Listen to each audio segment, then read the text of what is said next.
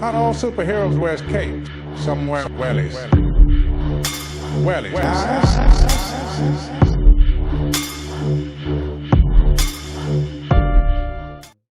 Hello, everyone, and welcome to another edition of the James Conway Experience. We are joined by a fantastic guest this evening, all the way from Kilkenny, Nicci St. George Smith, who's going to predominantly tell us in the YouTube part about Lyme disease. And then we'll move on to conspiracies of all descriptions after that. So it's a pleasure to meet you, Nicci. Thanks Nice for coming to to meet Sligo. you. Thank you. Yeah, it was lovely, actually. The drive over was so beautiful. It is nice.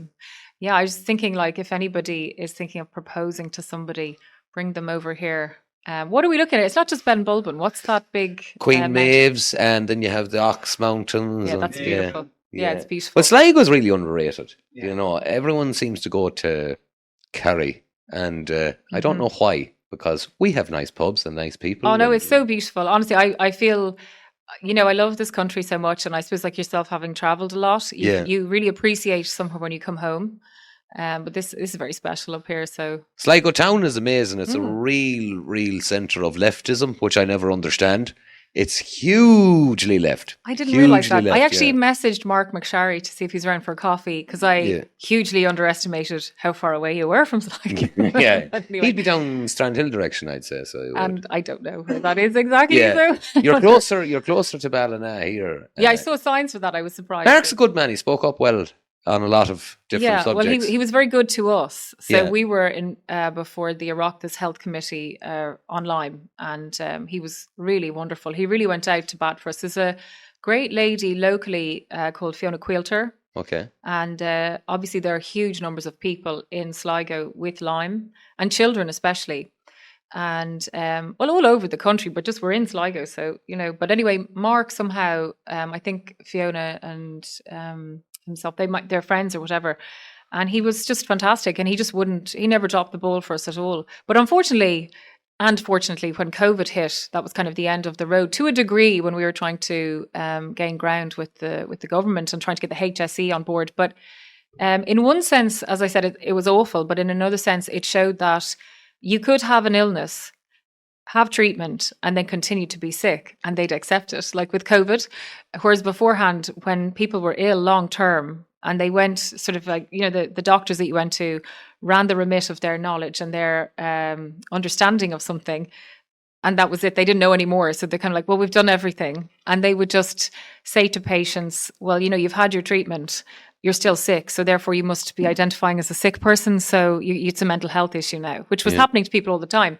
But we all knew. I mean, that didn't happen to me, but because I got Lyme in America, but for people in Ireland, that was their predominant sort of experience. So, is there a danger with Lyme disease that some of the symptoms of it could be confused for long COVID with the way they're diagnosing things at the moment?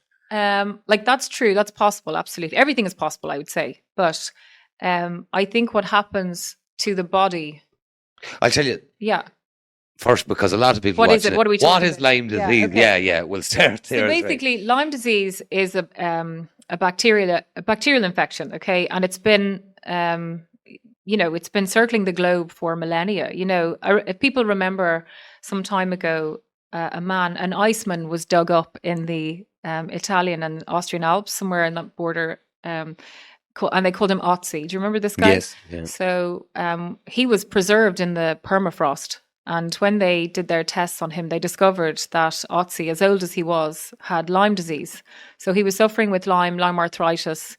They could tell what his last meal was. He also had on his person a piece of mushroom that he was able to transport embers in to start fires, kind of thing. So he was quite progressive, because that's what all the hippies are doing now, Yeah. But it just shows you that, like, it's been around for a long time. And but I know we have a lot of Eastern European people living in Ireland, and they would have encountered Lyme and known about it, but they would also have had a lot of herb savvy grandmothers, so herbal medicine practitioners and people who just knew the old remedies. And so if you got Lyme, you would go on a course of treatment, and it could take a long time, but you'd get better. Whereas the Lyme that we tend to see now is a little bit different. So a lot of people in Ireland have gotten Lyme and they have symptoms. And how can I put this delicately? So Lyme looks like a lot of different things. And there is a question around whether, so if maybe I'll just tell you what happened to me, so that, Yeah. because then it will probably make a little bit more sense. So I was a student and I went to America on a J1 visa for the summer, like so many people do. And I was working on a summer camp upstate New York, and I was the archery instructor. So my archery range was on the edge of a forest. And so if it was a very hot day, some of the kids didn't come to class. So I might be there for 40 minutes on my own. So when it was quiet, the deer would come round because they knew it was quiet and they could come and graze and stuff. So they got used to me. And then as the summer went on, this one deer would come, and she was clearly like heavily pregnant. So by the end of the summer, she came back with her fawn. And I was just thought this was amazing. And little did I know that the bugger had brought deer ticks with her, and one of them had bitten me. So I will remember that deer fondly. So I was with the children down by the lake, and one day one of the kids said to me, "Oh, miss, you've got a target on your back." And I thought it was some reference to being the archery instructor. So I just didn't pay any attention. And then all the kids started screaming, and pointing. So basically, when you get bitten by a deer tick, they're absolutely tiny. They're about the size of a poppy seed. They bite you, and they kind of distribute a type of anesthetic, like kind of pulse, I suppose, is the way to put it. And it's to stop the host from knowing it's bitten. And so then they drink your blood, and they also, by passing that sort of anesthetic-like substance, they actually give you a series of whatever infections it's carrying, you get it. So it could have anything. Like before, it would just have Lyme disease. So, but now you could get Babesia, Bartonella, anaplasmosis. You get a myriad of co-infections, and that's the problem. So before, you would have these Lyme symptoms, you'd get treated and you get better, but now you have co-infections, so you have another course of treatment and you don't realize. So you have these lasting symptoms. And the immune system, like your gut is affected. And when your gut is affected, you're going to have all sorts of issues. Like inflammation is the big one.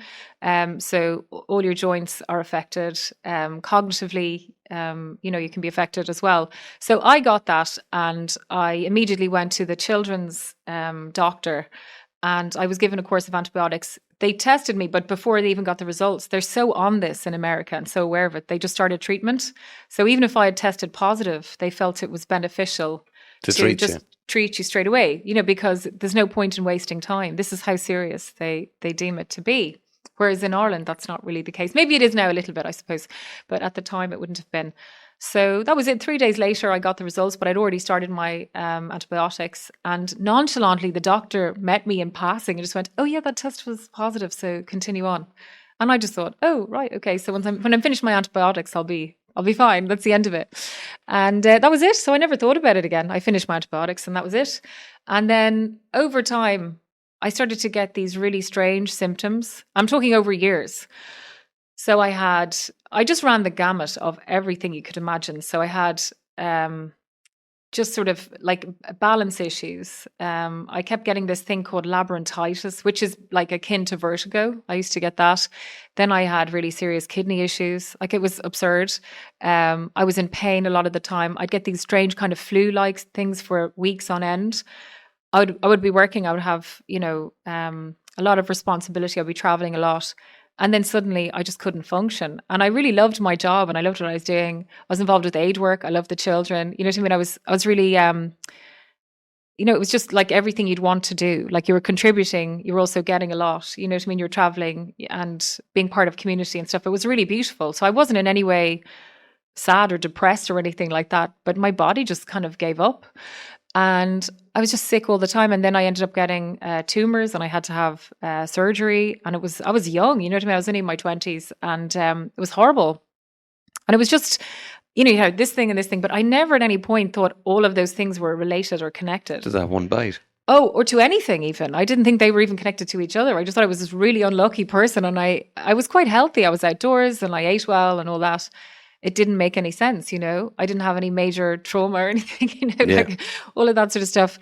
And then I just I would do my best. When I was well, I would do as much as I could for as long as I could and all of that. And then I would say like between 2007 and 2017, I didn't meet one person, including my family, when I wasn't at probably an 8 or a 9 out of 10 of pain.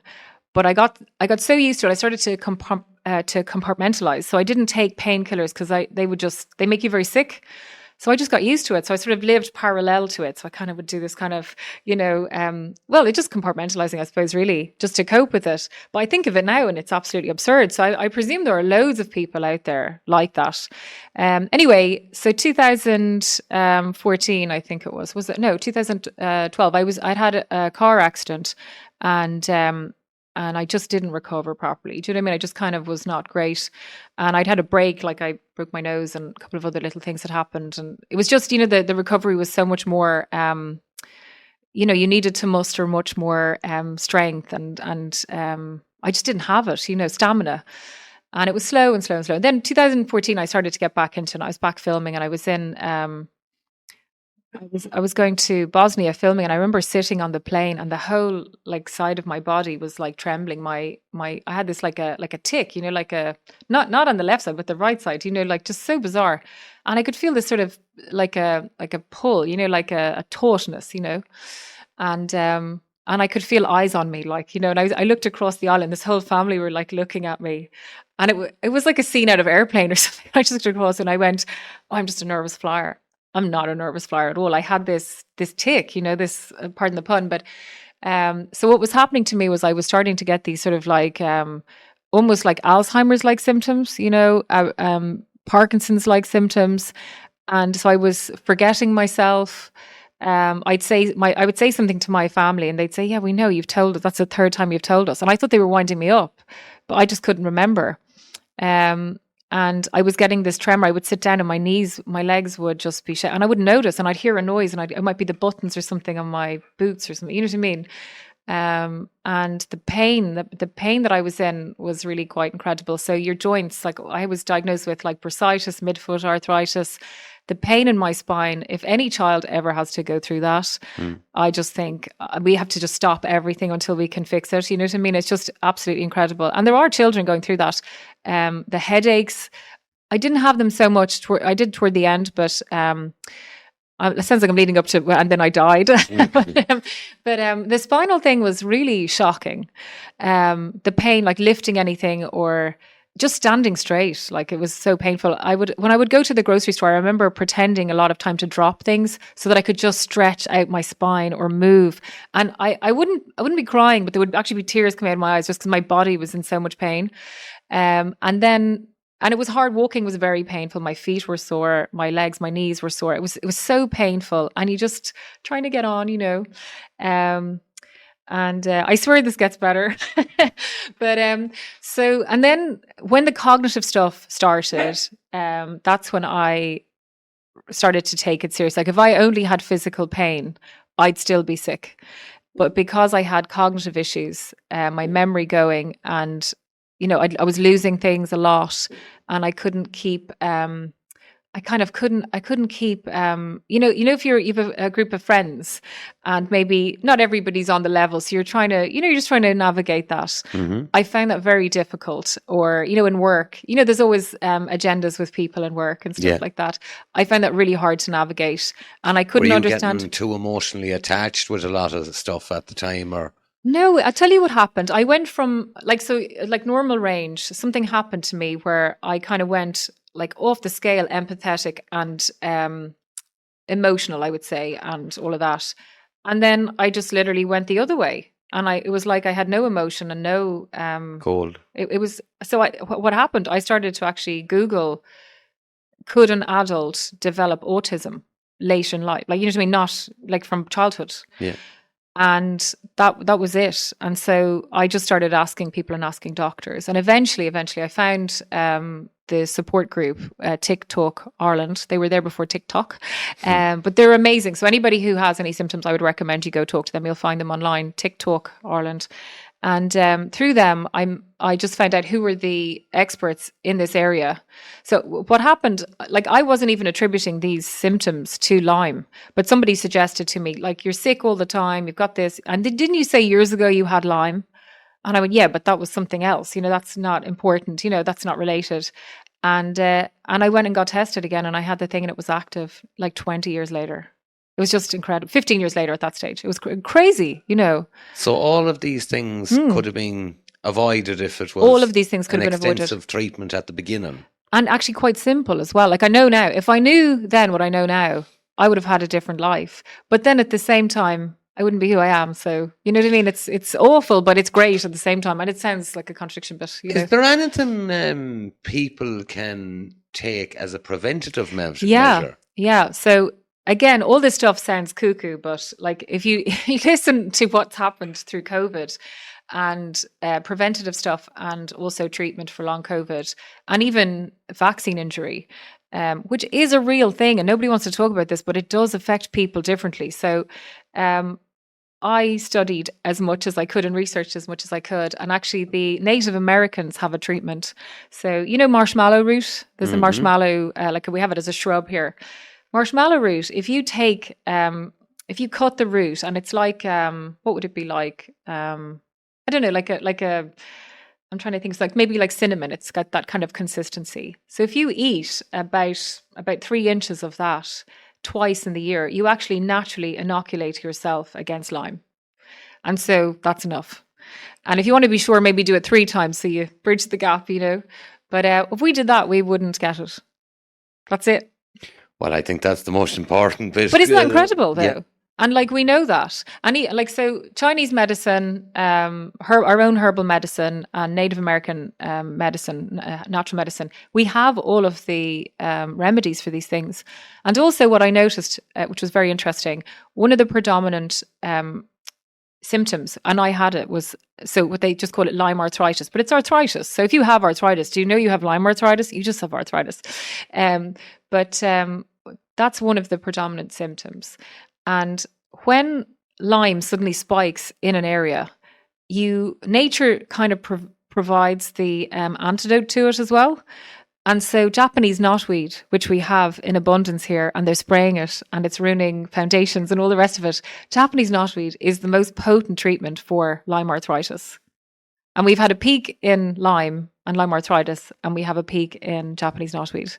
I'm just saying, the answer comes with it. That's incredible. When you're on about the Native American cures, I'm recently after watching a documentary. It was the Inuits. Okay. And this man was suffering terribly, terribly with cancer. And he went. He says, I'm dying. I'm going to go and visit some strange places. And, and he went up to a part of Alaska where the Inuits were still in it. And this shaman or whatever looked at him and went, yeah, you have such a thing.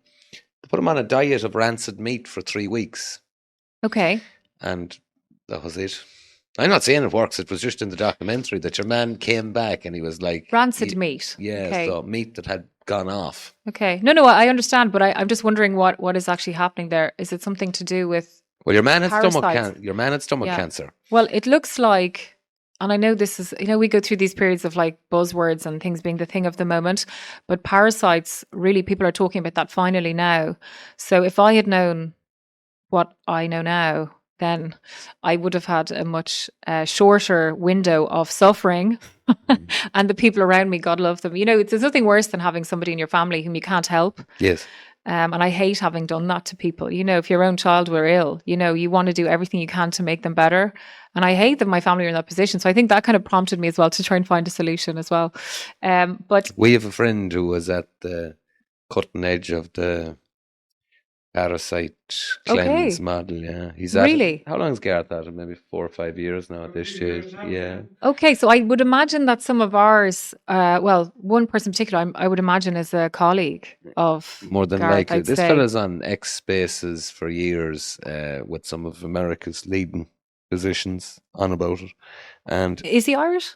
English originally. English, okay, but, yeah. all right. But he lives here in Ireland now, and I think it's a crying shame with all the work that he's done online that he lives kind of a meagre existence, if you get me. Okay. He grows his own food, but he maintains that most disease is the root cause of a lot of it is parasites. I think he's right. Yeah. So I'm not a doctor, disclaimer, don't listen to me, but I'm just saying I actually think from all the rabbit holes that we've gone down, That looks like that is the overriding kind of cross. Are you aware of toxoplasmosis? Yes, and I was actually Yeah. going to talk to you about that. So, we were filming. I'm trying to think of the year that I think it was 2014, and we filmed at the Irish Tattoo Convention that took place in Dublin. So people came from all over the world, amazing tattoo artists, and people came from all over to be tattooed by these people. Yes. So you had a really broad mix of people. So you had everything from, bikers and teenagers, trying to get their first secret tattoo.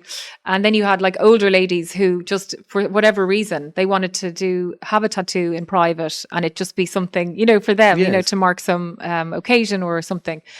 And this young guy came, he was from California and he'd been living in Barcelona. He was running a hostel and he'd flown over to Dublin just for the weekend to go to this particular tattoo artist to have a tattoo. And we talked to him for a bit and he kept going on about his journey and this and that. And it sounded like something epic had happened, but he didn't say what it was. So eventually he did tell me, and he said that there's a thing they talk about prepubescent mania or schizophrenia that can occur, and it can just level itself out, right? This is a phenomenon. I don't know. I've always found it really fascinating.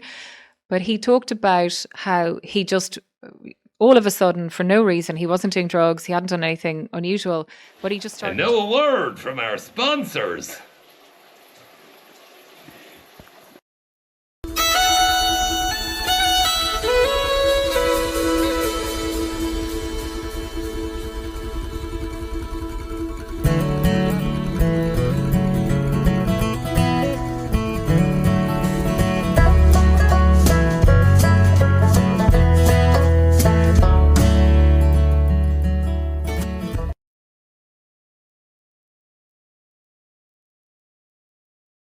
You're probably always wondering what these bottles are all about. I'll give you a wee heads up.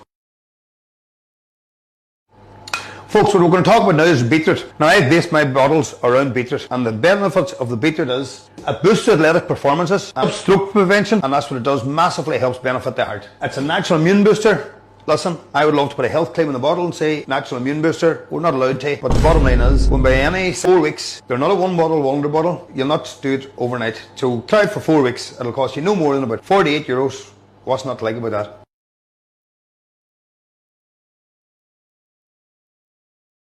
When the storm hits and the power goes out, you shouldn't be left stuck. The handcrafted Donnelly rocket stove gives you reliable cooking anywhere, anytime. Using just small bits of wood, it's efficient, eco-friendly, and built to last.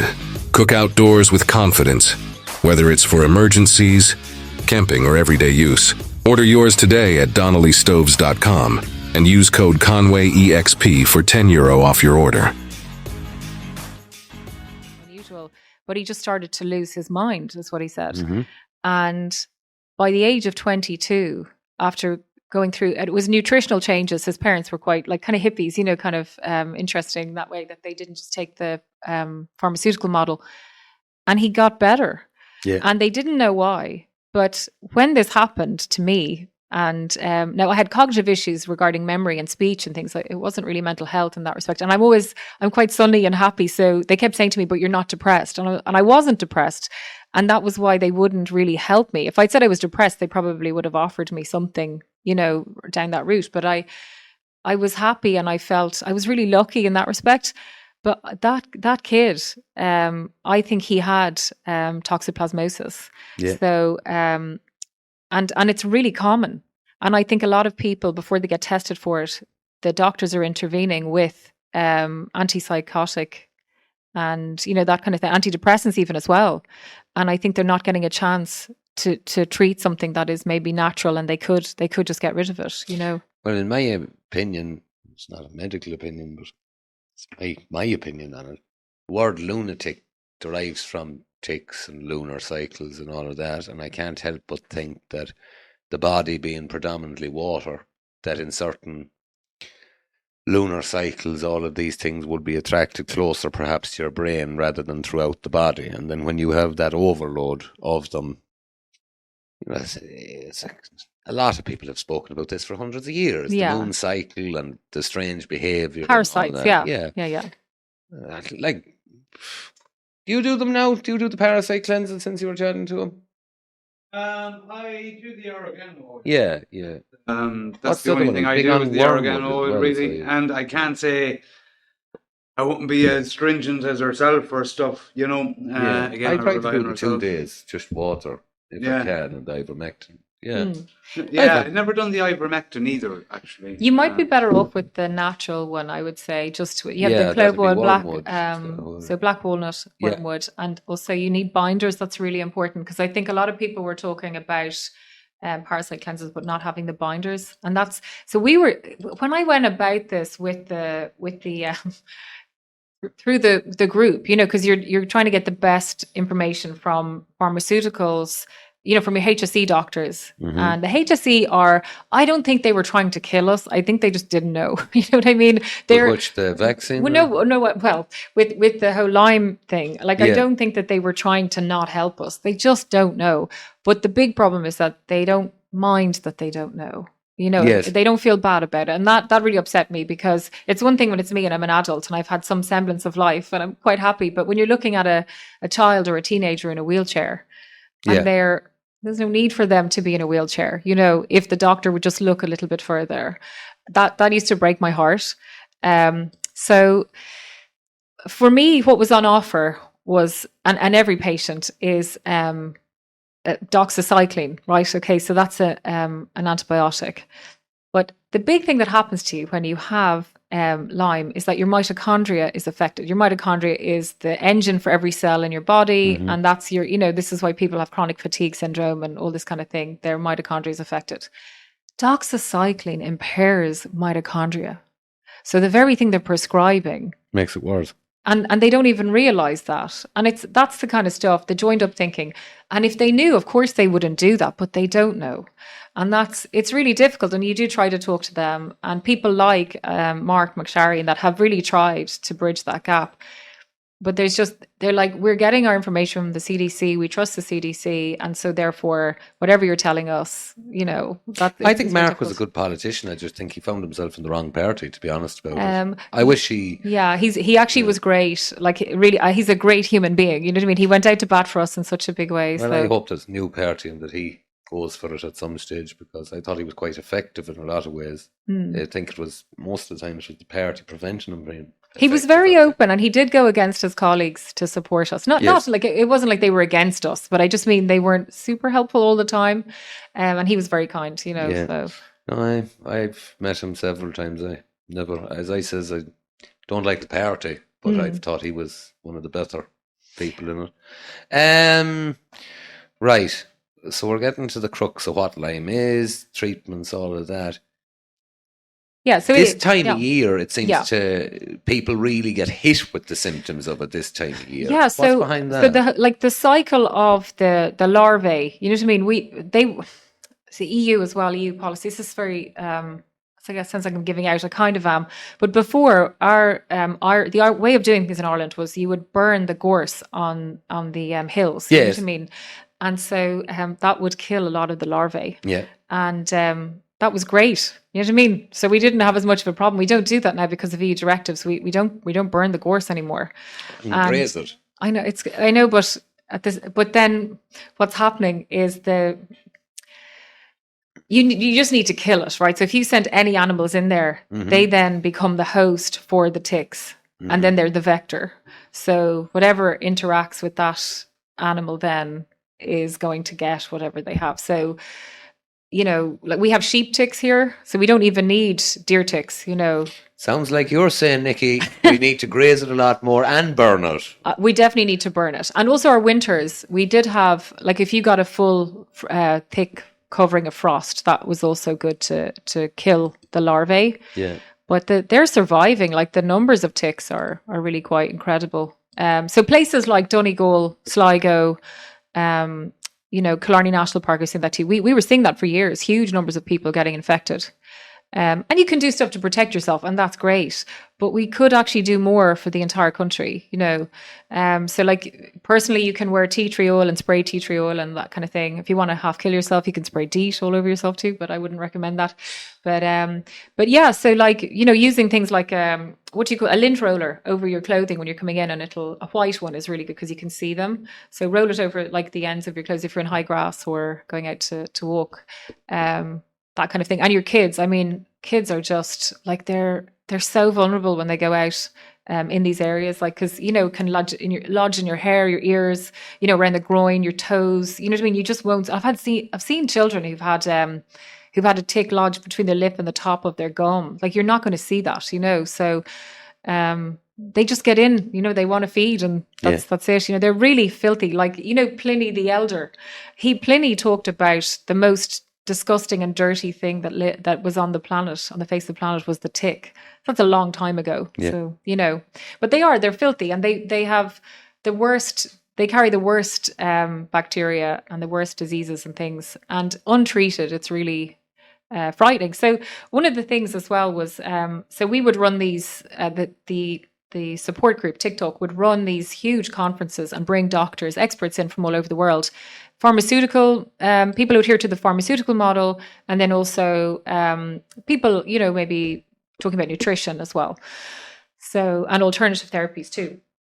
And it was ironic, I was going to say it's funny, but it was ironic that you'd have these spokespeople for ME Ireland, chronic fatigue Ireland, fibromyalgia, MS, ME, I said that, ME. But I remember early on speaking to the lady who was the spokesperson for MS Ireland. So she had MS and she was very ill, and she was trying to get help for the people and talking about the ills of MS and how, because it's really like, it's horrible illness to have. But she actually had Lyme disease. And so she got tested and treated. She doesn't have MS. You know, this is the kind of thing. So there must be, you know, swathes of people who don't have the thing they have been diagnosed with, you know.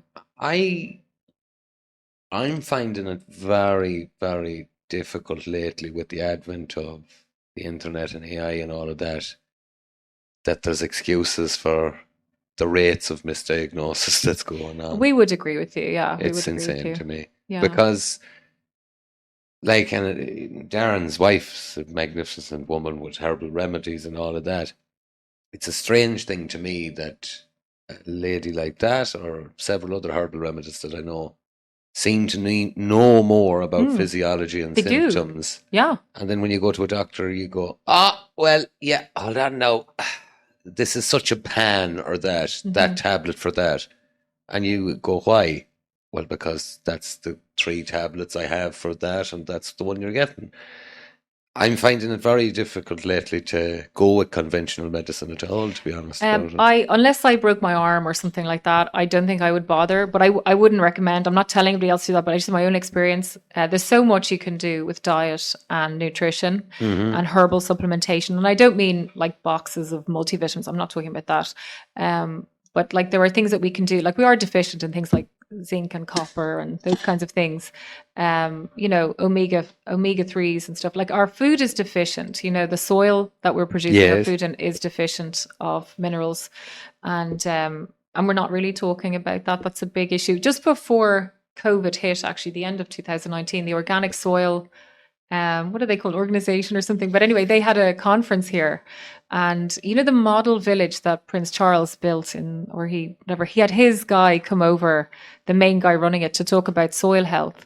And there were incredible people from Ireland, you know, producers, artisan producers and organic farmers, talking about the crisis of like our soil and our food, you know, and the idea back then that we were producing 500 times more food than we needed, but we were still importing stuff from abroad seemed absurd. Yeah. And then COVID hit, and we were worried about like food shortages. And there's no kind of joined up thinking, and we have really good organic and fresh food. Like, I don't understand a lot of it, you know. Well, a lot of it is nonsense, to be honest. That's the answer. Yeah, well, to be honest about it, and I've seen it myself, this place is fully capable of producing more than enough food. But the truth of the matter is, it doesn't grow a pizza or it doesn't grow a pasta carbonara. So people go, it's for selection that they go, do you know, they want various things. No, I get Nicci that. and Wolf would get on extremely well, so they would, because he's on the root of the soils. And chemical fertilizers causing an immense amount of damage to the soil.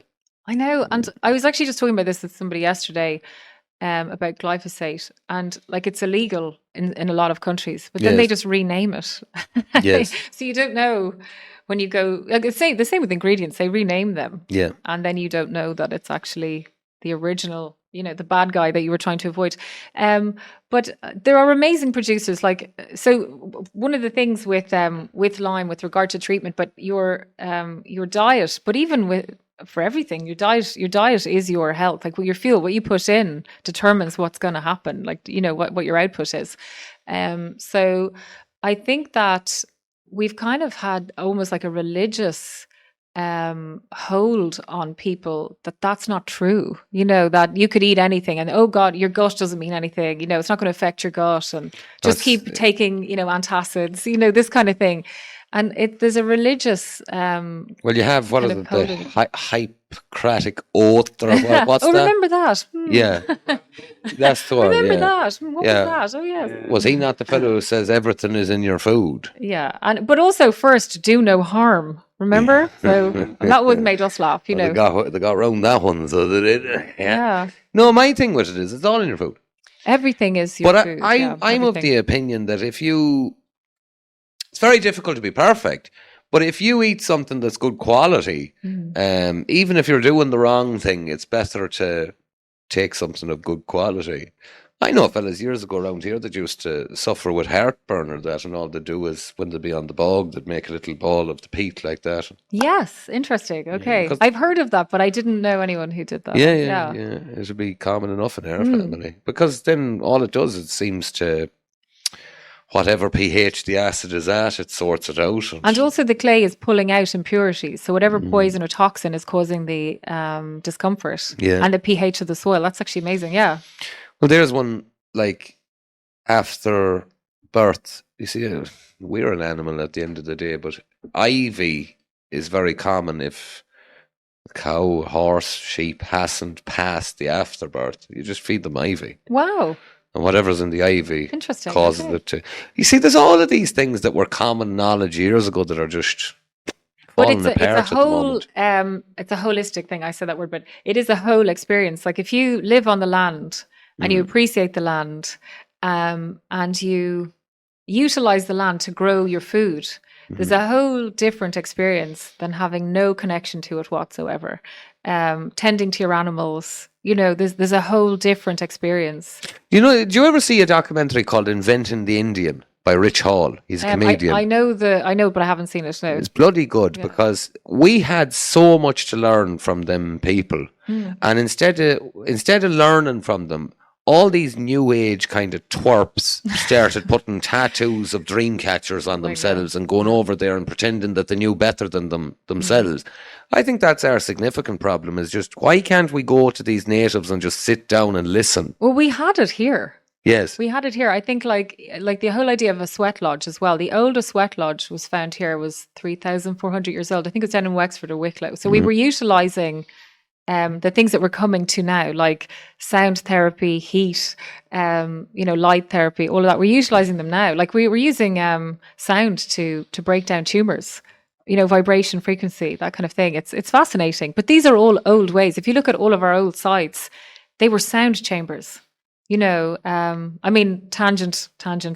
But I've been researching, a couple of ancient Irish stories, and I would have gone to Egypt and Malta to film and research on that. And it's the very thing that we live with here, that we grew up with, Newgrange and our cairns. Like we have a lot of court cairns around South Kilkenny and Dolmens and things. How strong is the connection with Egypt? To Ireland. See, that's a whole other podcast, because I literally, I have proof. You know what I mean? But that is a whole. It's absolutely 100%. Yeah. Yeah. If I say something, see, I know what's going to happen now with the comments if I start saying something, but I won't. I'll leave it to another time. Yeah, no, it's there. But it's really wild that actually all the ancient practices that we have, that which we call the Druids, and that which you would have had the ancient Egyptians, and I'm sorry going to say it now, but the ancient Hebrew mystics. Yeah. Okay, I didn't say Israel. I said the ancient Hebrew mystics.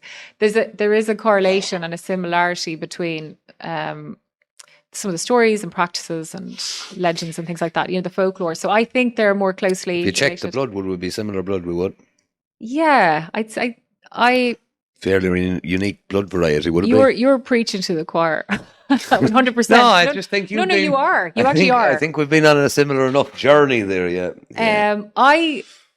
I wanted to talk to you about Lyme because I'm really concerned about people going back to work and back to farm after their holidays, and they're used to maybe managing cattle, or maybe they're involved in tillage, whatever, and they've had the harvest and the whole lot. Yeah. But they're not up to par. And I'm really worried about them. And I wanted to talk about symptoms and all that. But we'll get I to would it. love to talk about ancient Ireland as well. So, you'll have to hold on for the Patreon for that, guys. Exactly. Yeah, we can't tell you on YouTube because they'll just take it down. What should these men be looking out for? Well, okay. So see, the problem is the first port of call is to go to the doctor. But the HSE model, like I said, I don't think they're trying to kill us. I just think they don't know any better. So I would recommend, if you have symptoms like fatigue that isn't going after a rest, that isn't going after a change in diet, and if they've diagnosed you with something that they've given you an antibiotic for, and after the course of antibiotics you actually feel worse, or not better at least, I would go further afield. So I'd look for one of these support groups, and they will give you a list of places you can get proper testing done.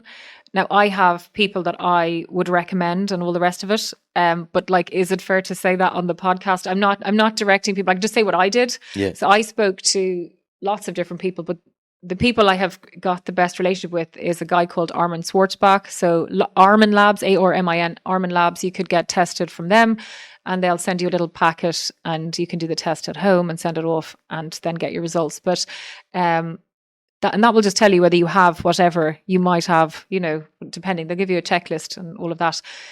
So Lyme and co-infections. But after that, even if you test positive, what do you do next? So there's a guy called Connor Saunders, and he's a doctor, but he's a nutritionist. And to me, I think he's the best practitioner we have. And whatever country he's in, he would be the best. We just happen to have him in Ireland. Now, he has spoken at a lot of our conferences. The conference I did myself, I did one on herbal medicine and nutrition and gut health just before COVID. And he spoke at it, and he was really the most important person to speak. So you're talking about prevention, and then you're talking about afterwards. So I've gone to many places. So Connor is the person I would recommend. So you can find him online. But there's a very well-known clinic in Switzerland called the Rau Clinic in Sonnenberg. And Dr. Rau is this, or AU. He's a doctor who's been around a long time, and somewhat controversial, but that's just because he's going against the pharmaceutical model. Yeah. But he has tested people, where they are. There's a lot of forestry, right? So you have a lot of people out, lumberjacks and the whole lot, and farmers and what have you. So they're the ones who are coming across ticks and are being infected. And he tested all these people, and they all tested positive for Lyme, but they weren't symptomatic. So this is the thing, and this goes back to our issue with maybe for some people when they get vaccines. Now, I know that's a different topic, okay, but there is a part of it that is relevant, which is your own immunity, so the strength of your own immune system, which is dependent on your environment and your diet. So the strength of your gut, your microbiome, that determines whether or not you are symptomatic. And so life, unfortunately, in 2025 lends itself to a weak immune system because you have convenience food, and our life is not very...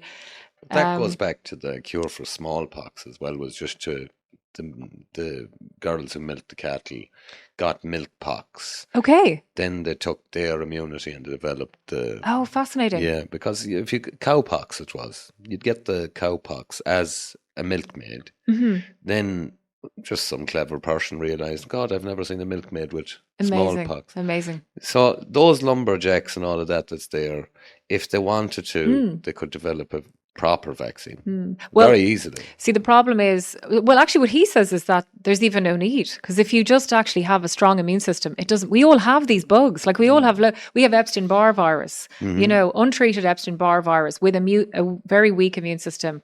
They know it's linked to a type of leukemia and a type of non-Hodgkin's lymphoma. Like that's incredible. But what has sorry, happened- not What non-Hodgkin's has ever lymphoma. happened to sorry. exposure therapy? Like, I don't know. And it was interesting during COVID. I can't remember the guy's first name, but his name was Navarro. He was from the World Health Organization. And he spoke many times about lockdown not being effective. Like he did actually say that. And then he was never heard of again. ritually slaughtered or something. But you know what I'm saying? Like, so I don't know. I know Sweden did adopt that though, and they seem to have done pretty well.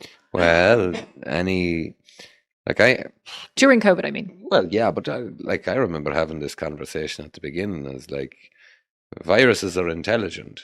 Yeah, and they want to spread. Mm. So surely a virus would not stay lethal because it'd be like, I need to spread. Every time I kill everyone that I infect within a day, they seem to lock down that area and I don't get to spread. Exactly. So maybe I'll go milder. Yeah. So, Well, that's actually true of COVID, or not COVID. Sorry, with Lyme. I mean, sorry. It won't really kill a person because it can't. It needs you to be alive in order to feed on you. You know, but like. It's such a crazy kind of thing. I really think we've had it forever. Like I've had stories. I've talked to farmers who have said they brought a good example. I was talking to a guy in Wicklow and he said he bought sheep from a Donegal farmer. I think it was in Athlone, I think. Is there a mart there or something? I'm not sure. Anyway, when he brought the sheep home and he sheared them, he said that the ticks were like marbles and they were just hitting the floor when they were shearing them because they were so full, like there's so many ticks, you know?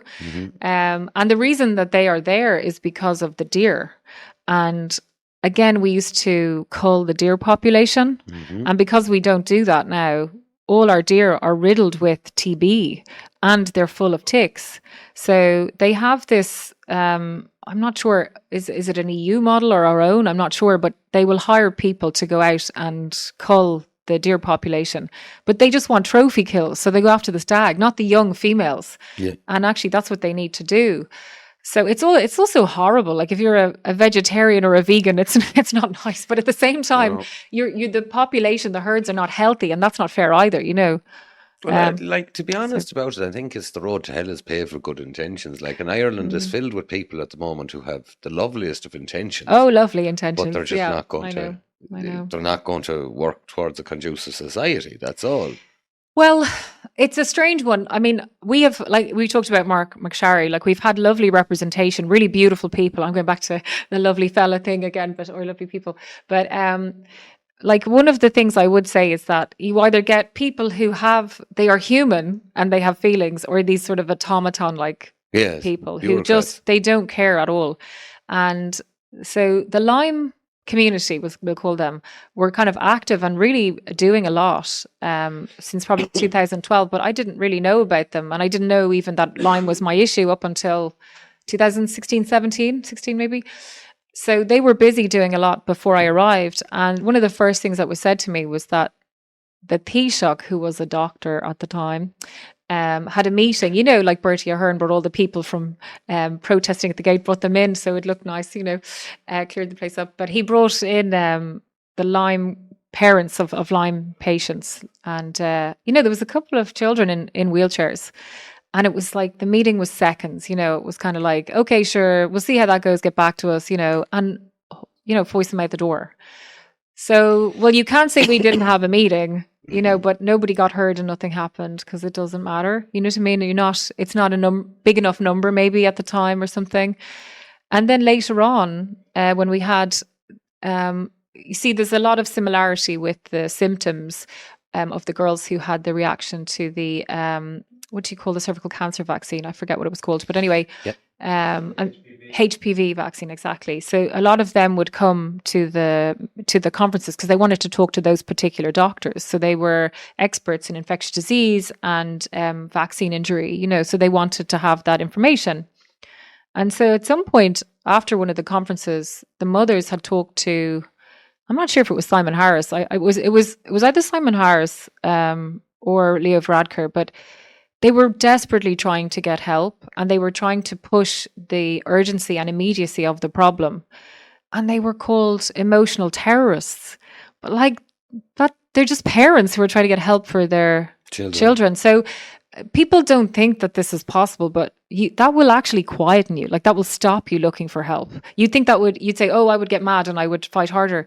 No, actually you wouldn't, because you know that the energy that you have, you're not going to waste it on a dead end. So it did work, and it was very injurious. You're trying to help your child and get the best information you can. And the obvious solution is to go to your government or, and they don't really. I wonder, are people. There was a time where I would get behind a campaign and not a bother at all.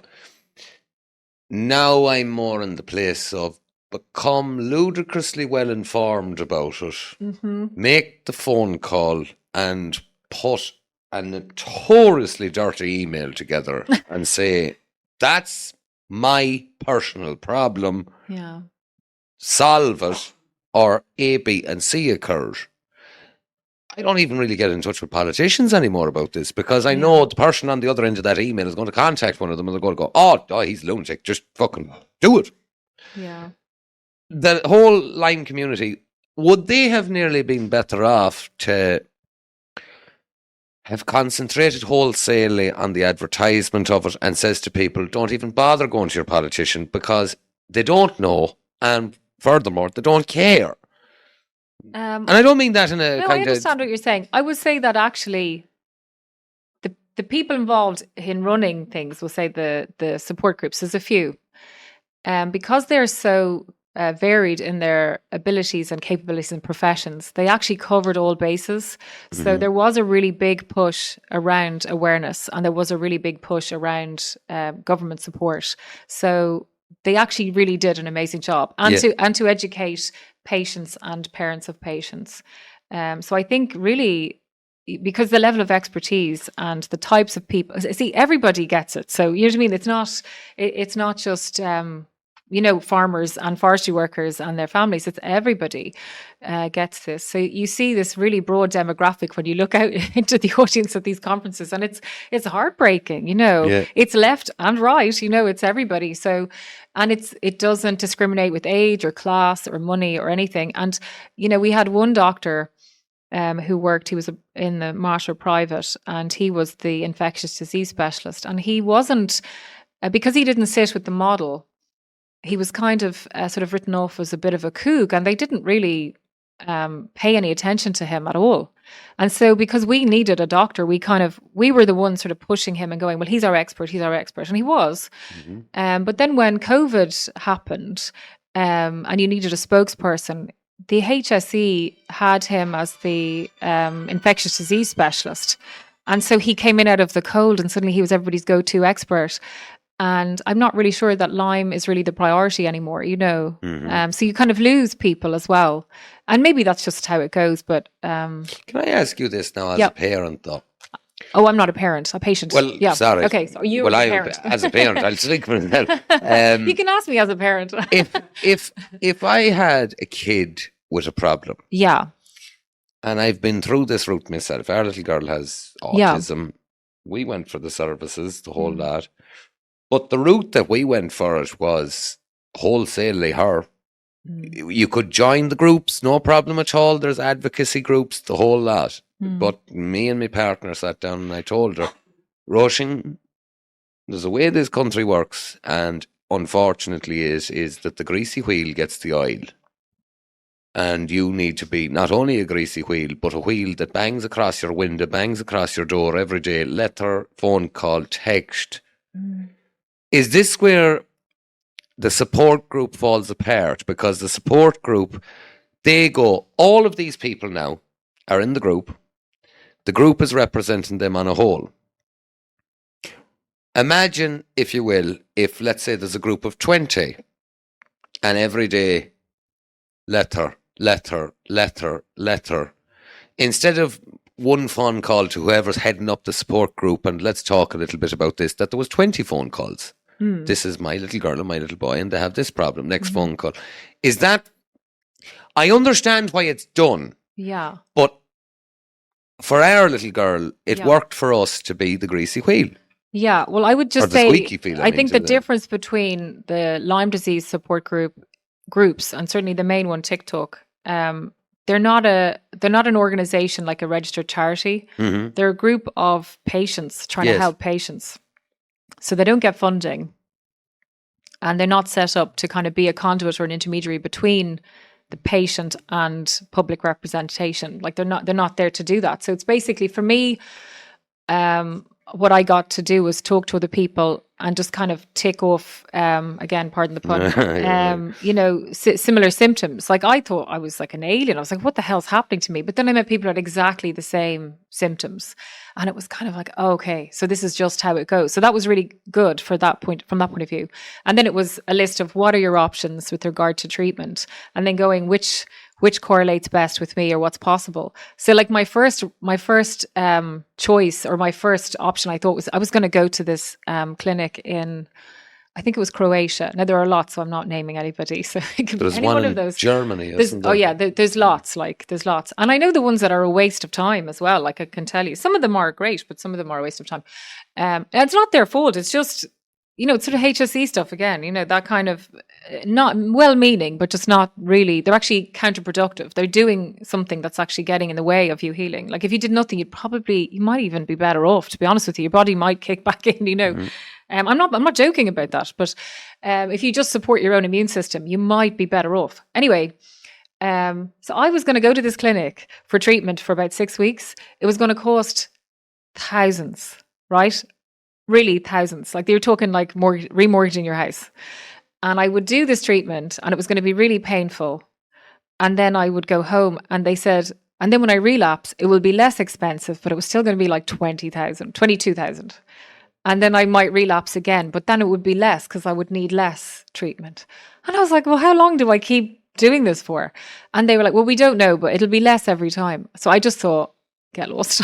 Just not having Keep that. going till it becomes free. So what I did then was I just looked for people who had gotten better, and so this is the thing. This is where the support group is great, because you're looking like who's sick, who's well, who's better, how did you get better, who's relapsed, who hasn't. So I looked for people who had treatment and didn't relapse. Those are my group. That was like, who are you? Like, who treated you? So I just found out who treated them, and that's who I contacted. Yeah. So, and all of the people who were treated and didn't relapse had one thing in common. They didn't take pharmaceutical medicine.